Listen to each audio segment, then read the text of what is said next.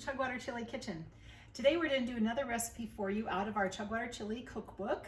If you don't have this yet, you're going to want to grab a copy because there's some great ideas in here if you love our product. So on page 33, we have Chugwater Smokies.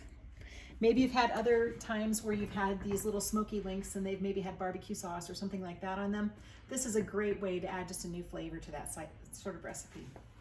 So we're going to make our sauce first. Start with a half a cup of ketchup.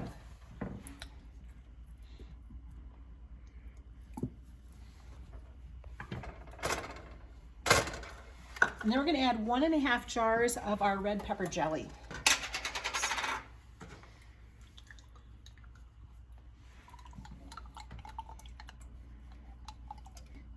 The assembly of this takes about 5 minutes, and after that, you're able to just let it sit on the stove for about 1 hour to 2 hours to really absorb those flavors. So it goes really quickly. Fantastic for your Super Bowl spread, or if you're planning a date night with your sweetheart, it's a good thing to do for that night too. We're going to add in a teaspoon and a half. You can add more if you want to, of our Chugwater chili seasoning, our original blend. All right. So we're just going to stir those ingredients until they're well combined. Once you have those combined, then go ahead and add 1 pound of your cocktail Smokies. Let's put them straight in there.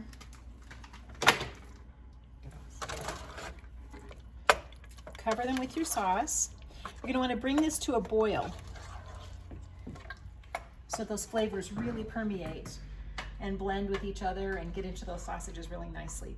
After they come to a boil, you're going to reduce it down to very low, and you can cover them so that they don't dehydrate too much, just as you lose some of the fluid when you're cooking.